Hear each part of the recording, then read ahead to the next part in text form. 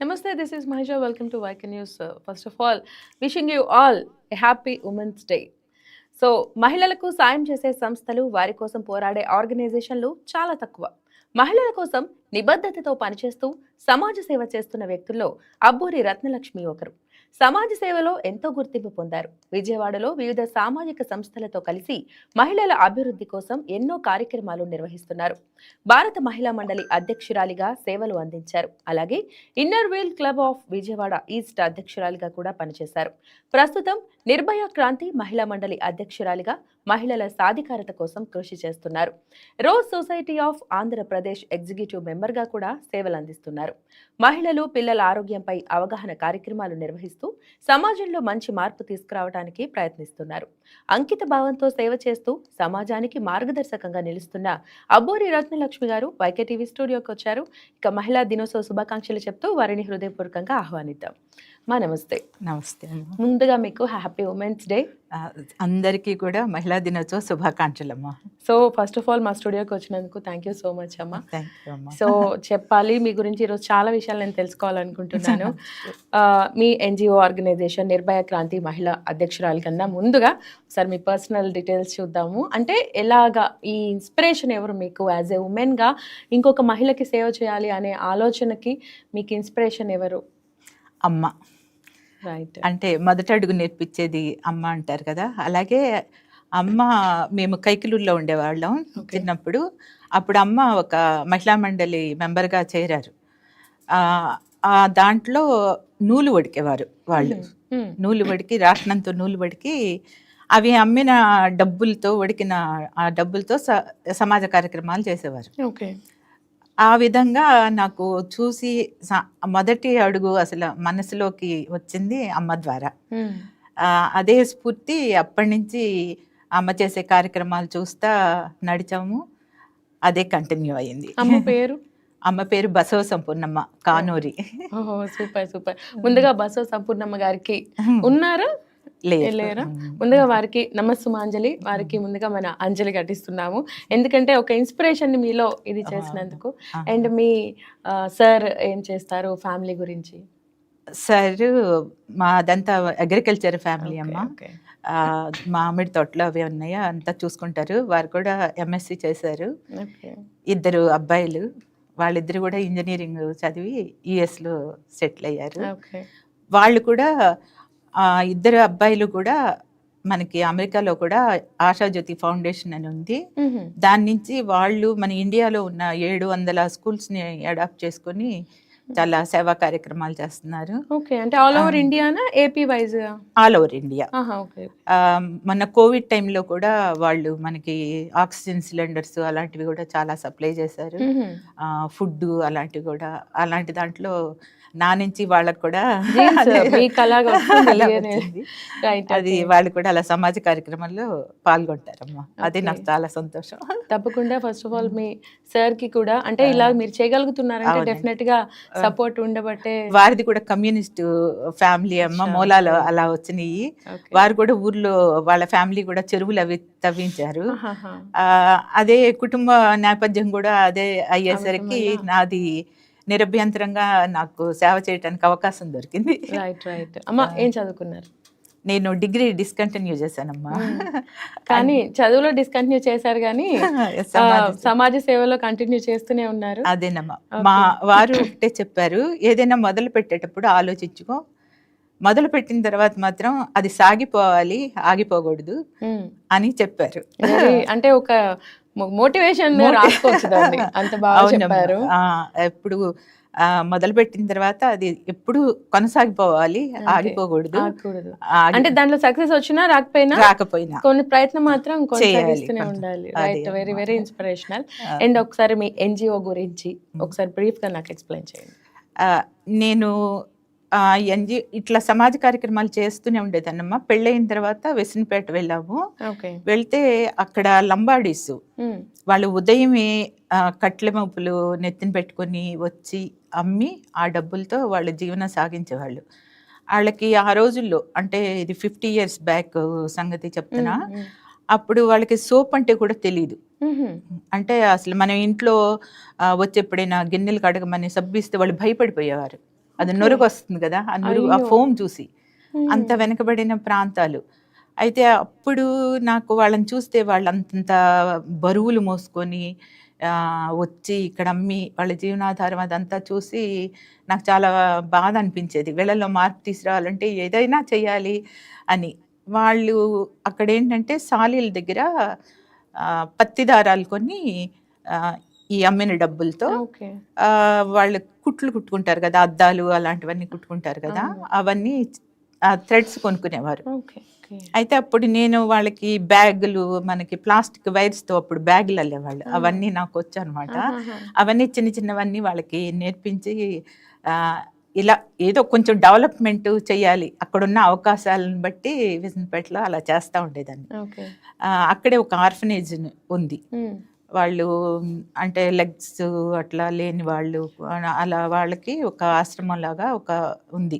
అక్కడికి వెళ్ళి సేవా కార్యక్రమాలు చేస్తూ ఉండేదాన్ని. తర్వాత పిల్లల చదువు గురించి విజయవాడ వచ్చేసాము. వచ్చిన తర్వాత ఇక్కడ నిర్మల హృదయ భవన్లో ఇట్లా నా సర్వీసెస్ చాలా లిమిటెడ్గా, అంటే ఫ్యామిలీ కూడా పిల్లలు చిన్నవాళ్ళు, ఇది ముఖ్యం అని చెప్పి నేను ఒక గోల్ పెట్టుకున్నాను. నా ఖాళీ టైంని మాత్రమే వినియోగించాలి, ఫ్యామిలీ కూడా ముఖ్యం కాబట్టి పిల్లలని ఎప్పుడు ట్యూషన్ పెట్టి కానీ అలా బయటికి పంపించి కానీ చదివించలేదమ్మా. ఇద్దరు ఇంట్లో ఉండే చదువుకున్నారు. ఇద్దరు కూడా చాలా ర్యాంకర్స్గానే చదువుకున్నారు. తర్వాత వాళ్ళు ఒక్కసారి ప్రొఫెషనల్ కోర్సులోకి వెళ్ళిన తర్వాత ఇక వాళ్ళ లైఫ్కి పర్వాలేదు అనిపించి నా సేవలు విస్తృతం చేశాను. తర్వాత ఇంటికి వెళ్ళి రచ్చగలం సో ఇల్లు చక్కదిద్దుకున్నాక దెన్ భారత్ మహిళా మండలి అని దాంట్లో మెంబర్గా చేరానమ్మా. ప్రెసిడెంట్ దాకా చాలా పోస్టులు చేశాను. అప్పుడు నేను నా 2 years టర్మ్లో చాలా సేవా, అంటే మనకు వచ్చిన అవకాశాన్ని వినియోగించుకోవాలి, ఆ టైంని కూడా వినియోగించుకోవాలని చెప్పి చాలా ట్రైనింగ్ ప్రోగ్రామ్స్ పెట్టాం. అంటే బ్యూటీషియన్ కోర్సులు, నానో ట్రైనింగ్ ప్రోగ్రామ్స్. అంటే నేను ఎక్కువ నానో ట్రైనింగ్ ప్రోగ్రామ్స్ నాకు చాలా ఇష్టమైనది. ఎందుకంటే 1 day 2 daysలో ఒక బ్లౌజ్ కుట్టడం నేర్పించడం, అలాగే శారీ రోలింగ్ నేర్పించడం, అలాగే ఒక పెట్టికోట్స్ చిన్న చిన్నవన్నమాట. ఒక 1 or 2 daysలో వాళ్ళు నేర్చుకొని వాళ్ళ కాళ్ళ మీద వాళ్ళు నిలబడగలరు. దానికి ఎక్కువ టెక్నికల్ ట్రైనింగ్ పెద్ద అక్కర్లేదు.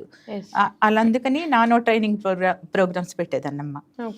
తర్వాత మన బ్యూటీషియన్ కోర్సులు, మిషన్ ఎంబ్రాయిడరీ. మీరు ఇది ఇప్పుడు చెప్తున్న దాన్ని బట్టి నాకు అనిపిస్తుందంటే ఒక ఇన్స్పిరేషన్ మీ అమ్మగారు అయ్యుండొచ్చు, కానీ ఖచ్చితంగా ఉమెన్ వాళ్ళ కాళ్ళ మీద వాళ్ళు నిలబడాలి అనే థాట్ మీ ఇప్పుడు చెప్తున్న ప్రొసీజర్లు అంతా ఉంది. అంటే ఖచ్చితంగా దీనికి సంబంధించి ఒక సంఘటన అయితే ఉంటుంది, కదిలించే సంఘటన. అంటే ఆలోచన ఉండొచ్చు, కానీ అది ఆచరణలోకి రావాలంటే ఒక గట్టిది అయితే తగిలి ఉండాలి. అదేనమ్మా, ఇప్పుడు చెప్పాను కదా, విసనపేటలో లంబాడీలు అంతంత బరువైన కట్టి మోపులు మోసుకుని అంత కష్టపడినా వాళ్ళకి వచ్చేది చాలా, ఒక 5 రూపాయలు 10 రూపాయలు.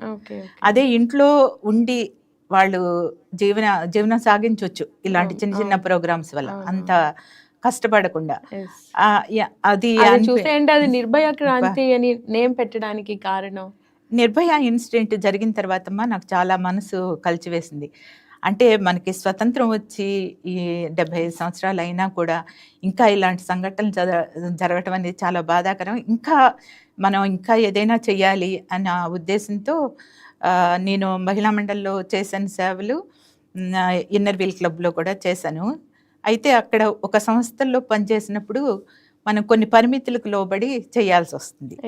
అదే మన ఓన్ ఆర్గనైజేషన్ అయితే మన చేతులు చాలా విశాలంగా ఉంటాయి.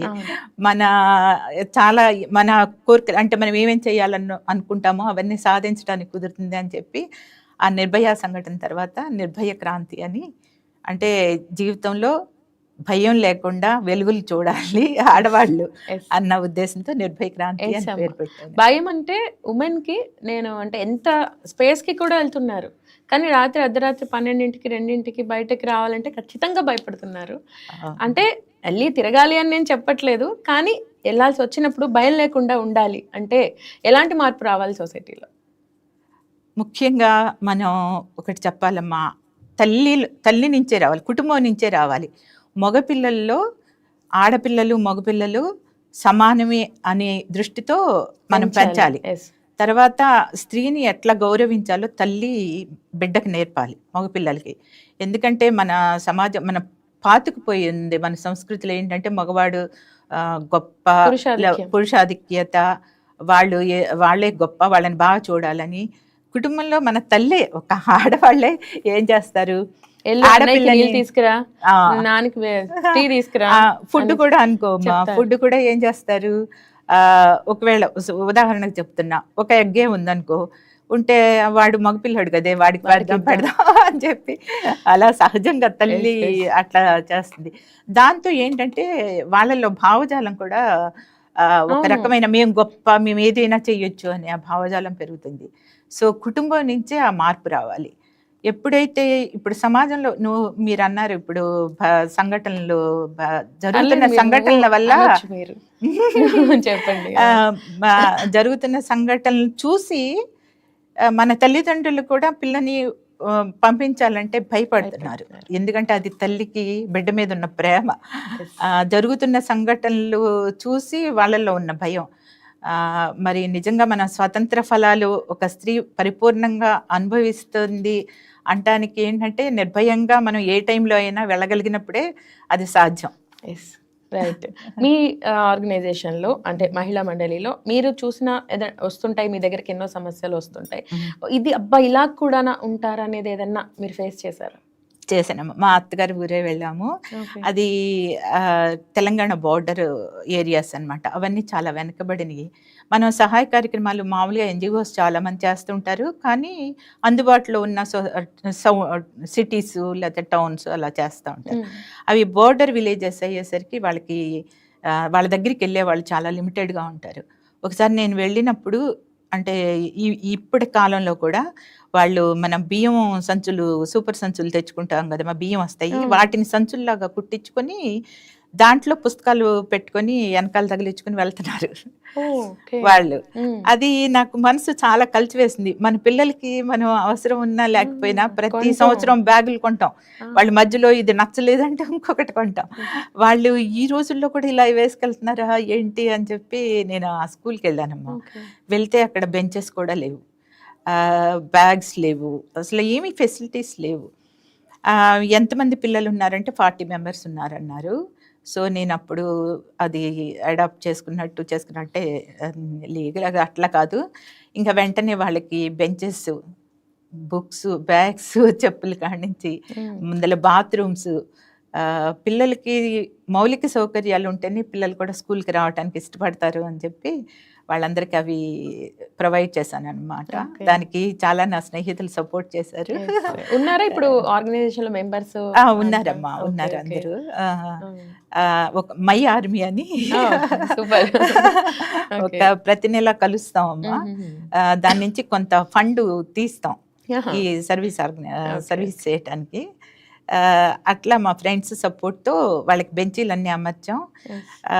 అట్లా అదొక్కదాన్ని తీసుకుని ఇంకా నాకు ఆ చుట్టుపక్కల గ్రామాల్లో ఉన్న స్కూల్స్ అన్నిటిని విజిట్ చేసా. అన్నీ అదే స్థితిలో ఉన్నాయి. దాదాపు 35 స్కూల్స్ని మేము హ్యాపీ స్కూల్స్ కింద మార్చాం. అది నాకు చాలా సంతృప్తినిచ్చిన, మన ఆర్గనైజేషన్ పెట్టిన తర్వాత చాలా. అంటే అన్నిటికీ చదువు లేకపోవటమే మనం వెనకబడటానికి కారణం.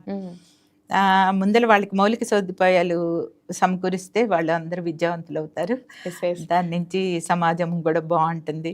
అండ్ మీరు చక్కగా మాట్లాడుతున్నారు. అలాగే మీ శారీ కూడా ఉమెన్స్ డే స్పెషల్ గా రిప్రజెంట్ చేస్తూ పింక్ కలర్ వేసుకొచ్చారు, బాగుంది. కానీ మీరు ఫస్ట్ మీ మదర్ జాయిన్ అయింది కూడా అక్కడ వడికేవారు, నూలు వడికేవారు అని చెప్పారు. ఏంటి చేనేత అంటే ఏదన్నా స్పెషల్? చేనేత అంటే చాలా ఇష్టం. చేనేత కార్మికుల కష్టం చూసిన తర్వాత కనీసం వీక్లీ వన్స్ అయినా ఒక చేనేత చీర కట్టుకోవాలి ప్రతి ఒక్కళ్ళు అని నా కోరిక. సో ఉమెన్స్ డే కదా, అక్కడ ఎంతో మంది ఉమెన్ కష్టపడతారు, అందుకని సింబాలిక్ గా ఈ చీర కట్టుకున్నాను. అండ్ చేనేతలు కూడా ఉమెన్ కూడా ఉంటారు చాలా మంది అమ్మా. ఉమెన్ ఎక్కువ కష్టపడతారు అక్కడ. రీల్స్ చుట్టటాలు, నేయటం. నేను చదువుకున్నప్పుడు కూడా నాకు ఒక ఫ్రెండ్ ఉండేది కైకలూరులో, వాళ్ళు కూడా ఇట్లా నేసేవారు అనమాట చీరలు. అవన్నీ కూడా నాకు ఇన్స్పిరేషన్ అనమాట. సూపర్ సూపర్ అండి.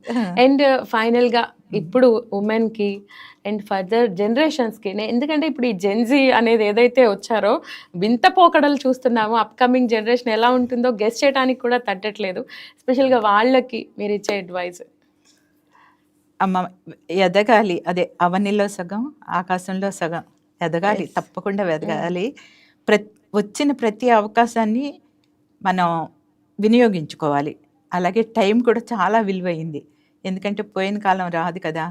మనం ఆధునికంగా ఎదగాలి, అవకాశాలు అందిపుచ్చుకోవాలి.